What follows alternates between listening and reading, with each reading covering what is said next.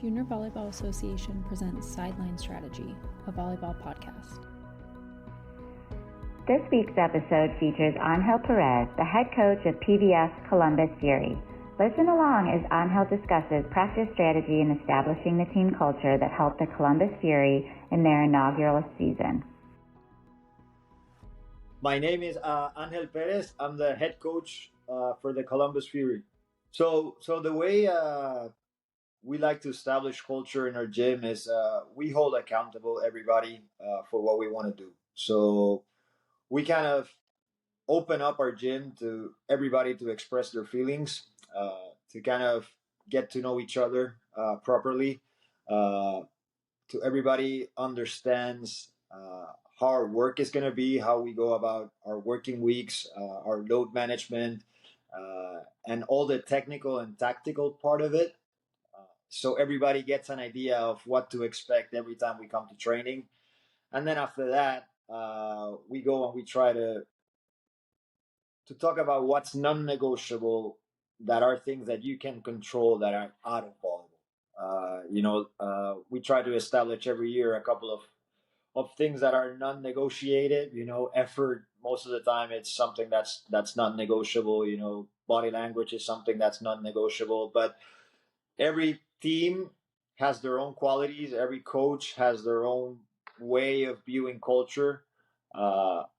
What it's important for me, I think, it's to have the players involved in the development of that culture. So the way I run my gym, it's always an open gym. It's always an open channel. Player, coach, player, anybody from the staff at any given moment could speak, interrupt, give their feedback. Same goes with players. We like to give options for our players to speak before practice. We like to give up players to talk about their emotions and what they went through after practice and figure out if it was a positive thing or if we grew from the beginning till the end and what can we do better tomorrow. So I think it's a day-to-day thing. What's important, I think, again, on a sport, that it's a team sport, to have everybody involved and not be a dictatorship, but more at a democracy where everybody is involved. And like that, it's easier for you as a coach to hold everybody accountable for our culture. Yeah, I think when it comes to goal settings in our gym, of course, a lot of volleyball, it's the technical, tactical part. It's a lot of math. So we tend to get some goals that we think are attainable for the early part of the season, and put some goals later during the season, which we believe if we get there, we're going to be in the best possible situation to win matches. That's something that we do internally as a coach, as a coaching staff, and then we share it with our players. We talk about hitting efficiency. We talk about reception efficiency, of course. We talk about serve receive, how many attempts we take per rotation to side out, how many times we get served before we can side out. We put goals on how many points we want to create with good actions from our side of the court, and not depending on errors from the other team. We set different goals in different categories that we want to meet technically and tactically, but we also are very invested in the mind game and the mental aspect of the game. So we try to also include in our goals about mindfulness, about goal setting, achieving, about progress, about positive feedback, about the way to communicate with our players, all this kind of stuff that can be incorporated into the technical and tactical part that make the biggest difference at the end of the day. I think at the highest level, technically and tactically, there's no big difference. The best players in the world and the most influential players in the world are really strong in this 6 inches, between ear and ear. So it's something that we try to develop in practice. It's something that we pay a lot of attention to in practice. And so we kind of set goals for preseason, goals for early season, and goals for when we believe we will be in our best shape. This should be our numbers, and this should be where we should be at that time. Yeah, that's one of the parts I enjoy the most about the game and about what we do, what we are lucky enough to get to do. I know it's different from the club level, possibly because possibly I have more time to get prepared than coaches at the club level. I know who I'm gonna play. 3, 4, 5 days in advance. I know who's my next opponent gonna be. Sometimes, as a JBA coach, so you come to a tournament and it depends on who wins today and who loses tomorrow and who am I gonna play tomorrow. So maybe I don't have enough time to prepare for that. But at our level, I spend a lot of time watching film. We call it the invisible training, right? That's how we call it. It's those times that we're not visible, that we're not in the court, that we're not with each other, that we're not in a strength and conditioning facility, that we're not doing serve receive or volleyball related things, that we're in our sofa in our house or at a coffee table talking with someone. So that invisible training, I spend most of the time watching film. uh, I watch a lot of film of our team, of our trainings, especially in preseason, of course, and at early in the season. I spend more time analyzing our side of the court than the other side of the court. I think once mid-season comes and it starts to develop, I start spending a little bit more time on the opponent and what are the things they do good, what things we can attack with our strength, and what are their weaknesses and how we can attack them. But it's a fun process. I love it. I get to learn a lot in the process from our team, from every other team. I get to peek onto other coaches how they go about their systems and situations, and learn also along the way. So it's I spend a lot of time film digesting. If you want me to talk about what do I see on film, I could also do that. Or how do you want to go about it? Yeah, preseason again. We watch a lot of film from our trainings just to try to get better every day. Uh, we digest that a lot as a coaching staff. We don't share it so much with our players. We kind of have in preseason once a week.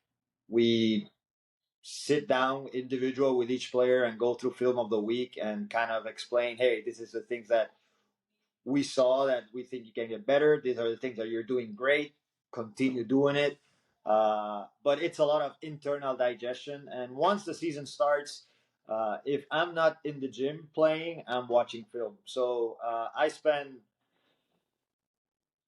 hundreds of hours in the films in the film room, a lot more than in the gym. And I think we did the math the other day of how many hours we spent in the gym last year, and I think it was around 560 hours or something like that. So I would say to that number, uh, add an extra 300 hours probably, and that's how much you spend on film. And I think you could talk to any other coach at the pro level or at the college level that has the time and this is their full time job. We spend a lot more time in film than in the gym. So yeah, when it comes to fitness and strength and conditioning and injury prevention, I think that's a big part of what we like to do. Uh, I think the biggest asset for a player or for an athlete, it's their biggest value is to be healthy and be out there, and let them do what they can do best. If we're failing to have our athletes healthy out there playing, then that's our mistake. So we invest a lot of time on that. Last year, for example, we did a lot of recoveries, of small sessions during season to help us manage the load of the games that we were playing. We were playing 5 games in 8 days or 9 days, plus travels, plus all that kind of stuff. So on that part of the season, it's important the recovery. But for that, it's important what you do in the preseason. So for me, it's really important. Uh, First 8 weeks since we get them, those first 3-4 weeks of the preseason without the season starting, and then once the season starts, those 3-4 weeks of the season, the first month, it's still a process on where the athlete is still trying to get used to their body, and we're not hitting on our full cylinders. We're probably in the process of changing to from strength to power to explosiveness. So uh, for me, it takes 8 to 10 weeks for a really good training session to kick in, and then after that, it's just a matter of how we can keep our level with all the load that we get during the season. Uh, Most important thing for all of that, it's try to recruit a good strength and conditioning coach, and a good athletic trainer. I think one thing that I've learned is I know what I know and I don't know what I don't know, and I didn't went to school to study physical science or exercises or strength and conditioning or all of that. There's people that do that job. What's important is to go out there and find the one that fits your model, that fits your culture, and that buys to your philosophy and what you're trying to do. I think last year we had great success with Anthony Schlegel, who was our strength and conditioning coach. Uh, Well-known guy, has been in all kinds of levels since from NFL to college to young kids. He's covered everything, and he's very enthusiastic, very passionate about what he does, and very thoughtful about having players healthy. So we were lucky enough to have him, and he did a hell of a job with our players. We got better in everything physically. We were stronger at the end of the year. Luckily, we didn't have any major injuries in terms of fatigue. We had some injuries that happen, like sprained ankle or something like that, that have nothing to do with strength and conditioning. It's just freak accidents that happen to any athlete. So I think we were pretty solid on that, but we're really big on that. We're big on mobility. We're big on injury prevention. We're big on recovery, and we spend a lot of our time on that, and we take it as seriously as if we were serve receiving. So maybe today is a 1.5 hour session of recovery of just stretching and rolling and foam and massage and ice and hot, but we're taking it mindful that this is what we need to do to recover to be better for what's coming up next week. So I'm big on it. I'm a fan of it. I was a player, so I know how important it might be and how the body appreciates those sessions. So I'm a fan of it, and I'm gonna continue to embrace it and continue to get better and continue to listen to the players. At the end of the day, I think nobody knows their body more than oneself, so you can see, but you cannot feel what the player is feeling. So it's important to hear them out, to feel them out, and to try to manage loads depending on how their bodies are feeling, because at the end of the day, our goal is to have them out there when the lights are out, so yeah, that's about it. Serve receive, man. Serve receive is great. I think if you come to my gym, we do serve receive every day. Every day. Again, I'm lucky enough to have the players do this as a job, so I have them for me full time. So in the mornings, we like to do a lot of serve receive, at least 3 times a week, especially in the preseason. And then in the afternoons, we do serve receive also. Within our big practice, 6-on-6 practice, we incorporate every time serve receive. I say that there's two things you can never do enough: receive, one of them, and serve, the other one of them. So we spend a lot of time doing that, because no matter, you can receive a million balls, it's not enough. It's not enough to where we want to be. And the same with serve. You can serve a million serves, and still you can serve better. So That's something we spend a lot of time doing, and we believe it's where everything starts for the game. So if we become a better serving team, usually it means we're going to become a better receiving team, and it goes both ways. Uh, how do I make it competitive? Man, there's a million ways. Athletes are competitive on itself. It's just finding a way to put different games, put points, put servers versus receivers to compete, do teams with receivers and servers, and have them compete with the other side. Put the middles to receive that never receive, and have them get some serve from the receivers who receive all the time, to put them in a situation where, hey, it's not that easy, you see? And so everybody is involved and engaged. Sometimes it can get boring, but I think competition and putting points on the drills, it's what makes a difference. And again, it's everybody has their own book. You can put a million ways to do it. Uh, I enjoy one that we do a lot. It's pretty individual where we just come to serve for a day, and you there's a receiving line, and you're out there serving, and if you need to make four aces. So if you take the four serves and you make four aces, practice is finished for you. You can go home. So practice might take 10 minutes, but it might take the whole hour and a half, and I still haven't made those four aces. So in that hour and a half, I serve I don't know how many balls.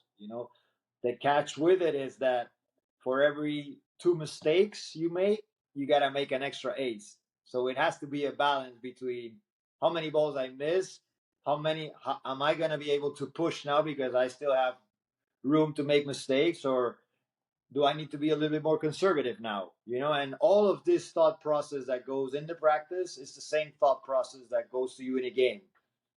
Is the score 0-0 first time of the game? Let's see what happens. If the score 25-25, what am I going to do? Am I going to press the same way? All that kind of stuff. And you put the players on that situation in practice, so then when it happens in the game, it doesn't change for them. So that's kind of how we go about it. But again, I believe that serve receive should be every day and as much as you can.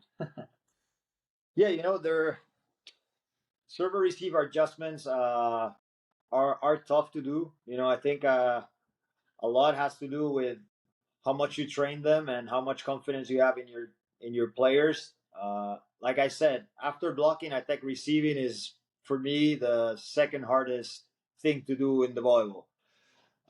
So what's important for me to understand is that we're gonna fail sometimes, and we're gonna miss sometimes, and our reception is gonna not gonna be perfect sometimes, and not because of that I'm gonna get desperate and start changing everything around, because it might be something that backfires in the long run. Can there be adjust? That's my philosophy. But can there be adjustments? Yes, they can. For example, if you have a player that's not as good as a receiver as your other outside hitter, which are the players that usually are receiving, then you might take with two players take the whole court and have the other player step up to the side a little bit while she recovers her confidence. Or let's say you can you can push them and say, hey, listen, you're only going to take those short serves because those are the easy serves and you can manage, and then we're going to manage the back of the court with these two other receivers. Uh, Sometimes maybe you can adjust your serve receive to help out whoever is attacking on the front row and take some responsibility off her so she can go attack after. But again, I'm a fan of a really stable reception line where the gaps are defined, responsibilities are well defined, and let the players do what they do best. And be sure to know that at some point they're gonna fail, and it's okay. It's important to give positive feedback sometimes, more than just going, I'm gonna change it now because it's not working. I think sometimes we want, uh, especially in this stage that we live in, we want everything this quick, and sometimes things take time, and through failure at the beginning, it can end up being something special at the end, and I think some of that we had it last year with Reagan at the beginning of the year, where I remember our first game in Grand Rapids. I think she got ace like 3 4 times, because she hadn't been receiving in the NCAA for the last 4 years. She was just playing front row and not receiving a lot, so she got attacked normal like every other team would do, and she failed at the beginning. In those first couple of sets, she was struggling and trying to find her rhythm and all that kind of stuff, and we stick to it. And we gave her the tools, and we told her that we believe that she could do it. And I don't know, it took a couple of weeks, and all of a sudden, I remember a game in Omaha where they started, like, middle of the season, something like that. They started serving to her, and she was serving so good. She was receiving so good that they changed and started serving our libero. And I was like, this is it. That's the epitome of what we were talking about. Let her be. She has the potential. Let her go through the process. Don't hide her in a corner and let them. You don't know how to do this. Let them go through it and figure itself out. Build some confidence and see if she can indeed do that at the end. And I think Reagan is a proof of that. She hadn't been receiving for 4 years or something like that, and she ended up sticking there in the middle of the court, served me. I'm confident. I'm going to put the ball where I want to put it. So that's my philosophy. That's how I see it, and that's how I go about it. Yeah, so serving strategy comes from film. Digesting a lot of film and analyzing a lot of data from whoever our opponent might be. There's some weaker receivers within their lineup. Sometimes you find teams that they're really strong, all of them on their lineup. When that happens, uh, then you gotta be a little bit deeper study, and maybe sometimes when that happens, when they're really good in reception, it comes to where does the setter feel uncomfortable receiving the ball from? Maybe if we serve to position one to her back, it's harder for her to set, or she's more imprecise when she's setting. Or maybe when we serve her short on four, after that reception, she has trouble reading it, and it's easier for us to read what she's going to do and put a better block defense. Uh, First option is who has the worst numbers in reception from the other side, and we're going to try to attack it. Second option could be who's the receiver with more responsibility in attack at the moment, and that's something that we could make her work even extra, not just attack, but go receive, move short, move back, move inside, and then go hit. That could be an option that we sometimes use. And another option could be the one I just told you, where they're really good in reception, libero, both outsides. And then we got to find a way to, by rotation, how to get the setter as uncomfortable as possible. So I think those are mainly the situations we try to manage with our serving strategy. I think timeouts are tricky. It's something that I think it's a little bit of feeling of the game sometimes, and sometimes uh, it's data. At the beginning of the year, I usually let the players play and figure stuff out by themselves before calling timeouts. Uh, I've been changing that philosophy a little bit, but that's the way I've been coaching the last 4 or 5 years. During the first part of the season, I like to let the players try to solve the situations among themselves in there. Of course, it comes at times where you gotta ask a timeout no matter what. But I like to let the players find solutions among themselves.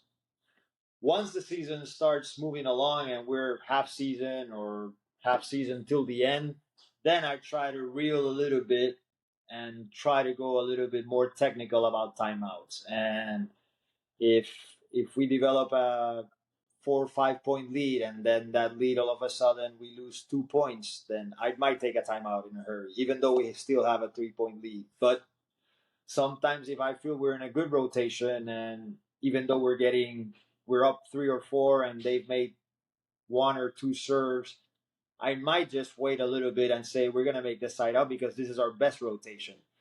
Uh, so timeouts are a little bit tricky. I think it's a feeling of the game. Uh, scores has to do a lot with it.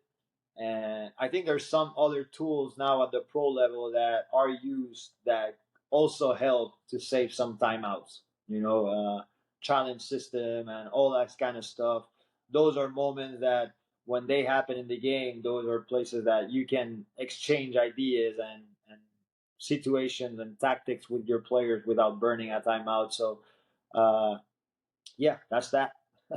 Definitely, especially in volleyball and women's volleyball, it's a game of rallies and momentums, and how can I stop this rally? Maybe I need a timeout, or how can I take them out of this server that's serving us great? Maybe I need a timeout to cool her down a little bit. Even though they haven't made a run or anything.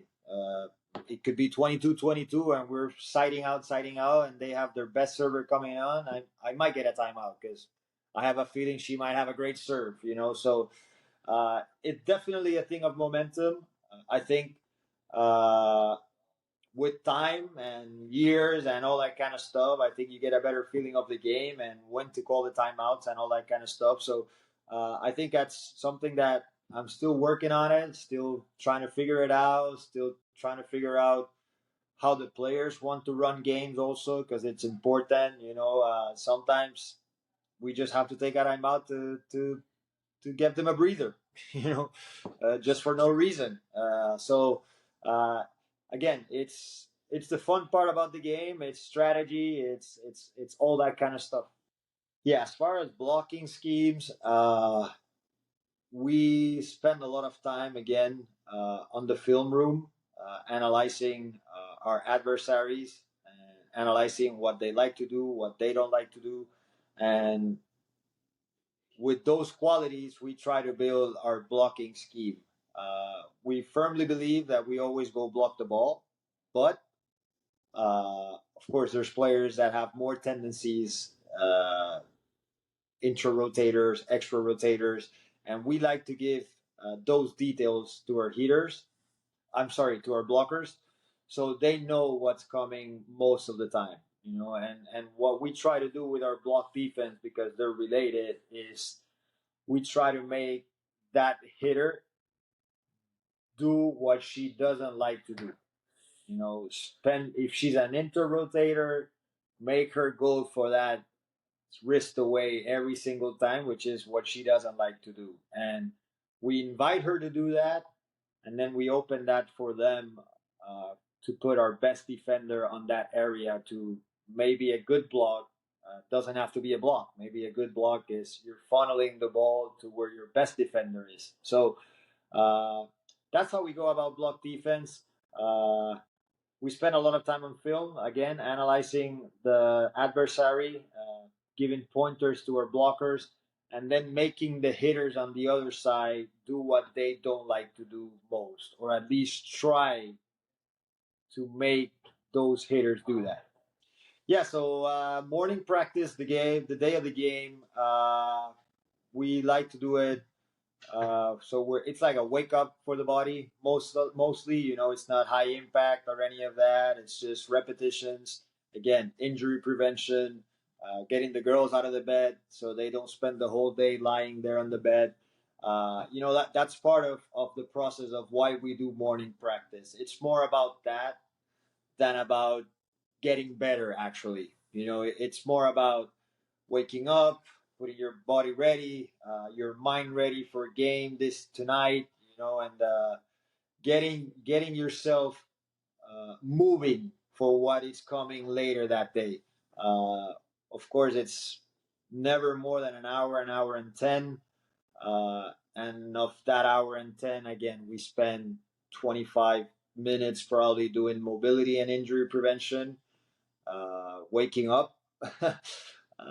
And then we spend probably 30 minutes doing some serve receive because, like we spoke earlier in this conversation, you never can do enough of serve receive. So we talk a little bit about our tactics that we're going to do at the evening, but mostly morning practices are that a practice to wake up, to start feeling the day and the atmosphere for what's going to happen. And when we're on the road, of course, get used to this new arena that we're not used to practicing in and we're not used to playing in it. Try to get dimensions because all of them are a little bit different. So mainly the recon of the area and a wake up call for all of us for what the day lies ahead.